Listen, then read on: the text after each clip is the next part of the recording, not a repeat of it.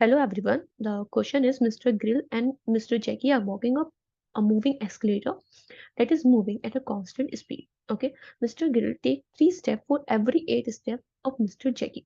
ठीक है, इस लाइन से हमें क्या पता चल रहा है कि जो ग्रिल की जो स्टेप जो स्पीड है वो क्या है 3 स्टेप, मतलब कि 3 स्टेप पर सेकेंड. ठीक है, 3 स्टेप पर सेकेंड.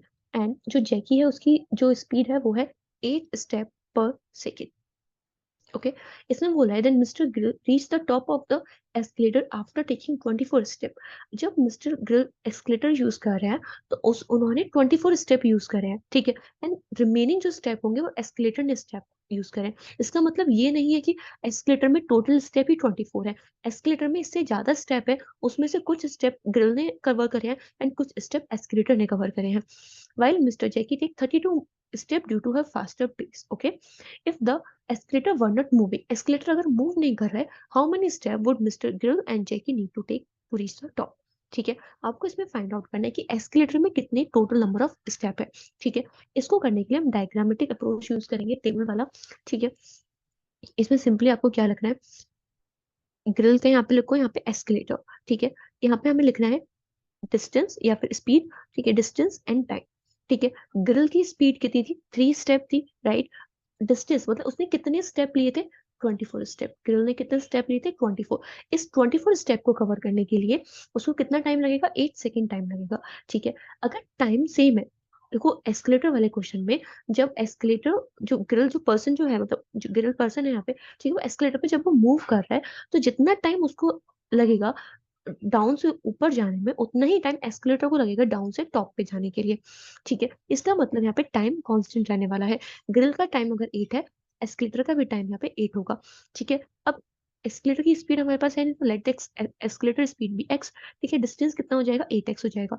ठीक है, 24 प्लस पे 8x यहाँ पे क्या आ जाएगा, total step in escalator, total step on escalator. ठीक है, ये टोटल स्टेप आ गए. अब दूसरा केस इसमें दे रखा है जैकी के साथ. जैकी एंड एस्केलेटर यहाँ पे कंपेयर करेंगे. Speed, distance, time. स्पीड कितना है उसका, जैकी का, दैट इज 8. ओके, एस्केलेटर की स्पीड यहाँ पे एक्स, एस्केलेटर तो सेम ही है तो स्पीड तो सेम ही रहने वाली है. लेकिन जैकी ने कितने स्टेप कवर करे हैं, 32. तो 32 स्टेप को कवर करने के लिए जैकी को कितना टाइम लगेगा, 4 सेकेंड लगेंगे. क्योंकि टाइम क्या होता है, डिस्टेंस अपॉन में स्पीड.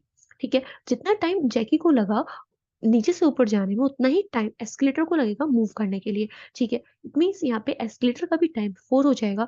एंड अगर आप यहाँ पे डिस्टेंस निकालोगे इट विल बिकम 4x. ठीक है, एंड टोटल स्टेप कितने होंगे एस्केलेटर में, 32 प्लस में 4x. ठीक है, दोनों ही केस में एस्केलेटर सेम था, उसकी स्पीड सेम थी, तो टोटल नंबर ऑफ स्टेप भी सेम ही होंगे. तो हम क्या करेंगे, इन दोनों इक्वेशन को इक्वेट कर देंगे.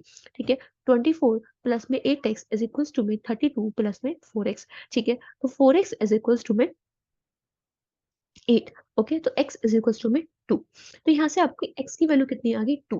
तो हमें क्या चाहिए, total number of step escalator में. तो टोटल नंबर ऑफ जो स्टेप होंगे वो कितने होंगे, 24 प्लस में 8x. ठीक है, तो 24 प्लस में 8 टू 16, दैट विल बिकम 40. ठीक है, तो टोटल स्टेप कितने हो जाएंगे एस्केलेटर में, 40 step. I hope you understand the concept and इसमें हमें कैसे अप्रोच करना है इस टाइप के क्वेश्चन को. ठीक है, सिंपल सा है, बस आपको ये टेबल अगर आप बनाओगे तो आपको चीजें क्लियर रहेंगी कि कौन सा डेटा किसका है एंड कौन सा डेटा किसका है. फिर उसके बाद में हमें टोटल नंबर ऑफ जो स्टेप है एस्केलेटर में उसको इक्वेट करके हम एक्स की वैल्यू फाइंड आउट कर सकते हैं. Okay, thank you.